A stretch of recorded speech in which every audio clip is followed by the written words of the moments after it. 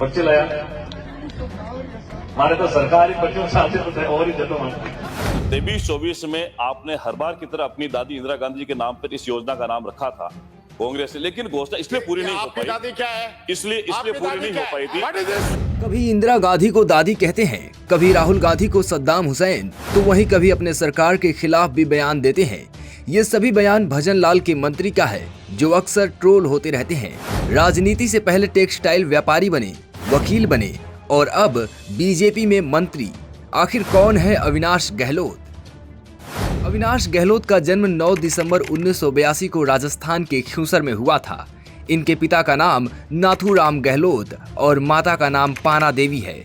गहलोत ने महर्षि दयानंद सरस्वती विश्वविद्यालय अजमेर से स्कूली पढ़ाई की और राजस्थान से स्नातक किया। फिर 2016 में राजस्थान महाराजा गंगा सिंह विश्वविद्यालय से LLB किया। अविनाश गहलोत कॉलेज के दिनों में छात्र राजनीति करने लगे और RSS भी ज्वाइन कर लिया। संघ की सदस्यता लेकर वो स्वयं सेवक बन गए।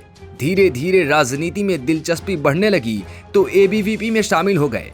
शुरुआती दौर में गहलोत को राजनीति में कुछ रास नहीं आया तो अपना जीवन यापन करने के लिए वो टेक्सटाइल व्यापारी बनकर रेडीमेड कपड़ों का बिजनेस करने लगे।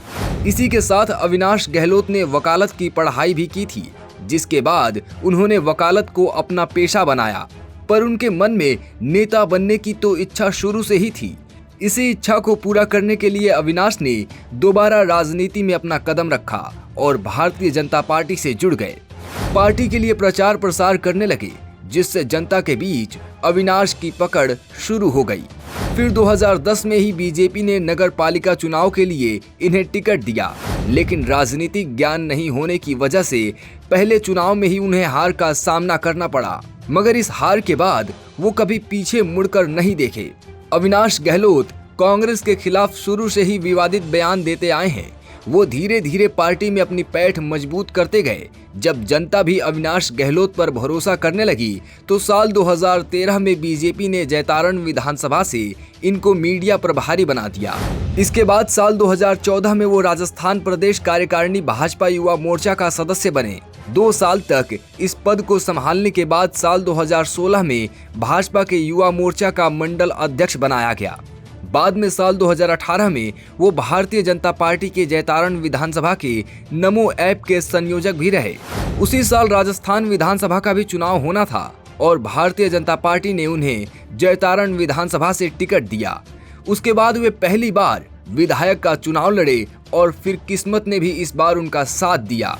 अविनाश गहलोत पार्टी के विश्वास पर खरे उतरे और कांग्रेस के दिलीप चौधरी को 12,188 वोटों से हराया। इस चुनाव में अविनाश को 65,607 वोट मिले तो वहीं दिलीप चौधरी को 53,419 वोट मिले थे। पहली ही जीत के बाद बीजेपी का अविनाश पर भरोसा हो गया तो दूसरी बार जब राजस्थान में 2023 का विधानसभा चुनाव हुए तो एक बार फिर से पार्टी ने अविनाश गहलोत को अपना उम्मीदवार बनाया और इस बार फिर से अविनाश पार्टी की उम्मीदों पर खरे उतरे। उन्होंने कांग्रेस के सुरेंद्र गोयल को लगभग 14,000 वोटों से हराया। इस चुनाव में अविनाश को 66,277 वोट मिले तो कांग्रेस के सुरेंद्र गोयल को 52,751 वोट मिले थे। जैतारण विधानसभा क्षेत्र राजस्थान में बीजेपी का गढ़ माना जाता है। पार्टी यहां पर 3 दशक में केवल एक बार छोड़कर लगातार जीतती रही है। 2023 राजस्थान विधानसभा में बीजेपी पार्टी की जीत के बाद अविनाश गहलोत को भजन लाल सरकार मंत्रिमंडल में शामिल किया गया और उन्हें सामाजिक न्याय एवं अधिकारिता विभाग दिया गया। अविनाश गहलोत की संपत्ति की बात करें तो 2023 विधानसभा चुनाव के दौरान अविनाश गहलोत के द्वारा घोषित चल अचल संपत्ति मिलाकर 1,26,76,390 रुपए है। इसके साथ ही उन पर 24,22,048 रुपए का कर्ज भी है। Bureau report, political panchayat.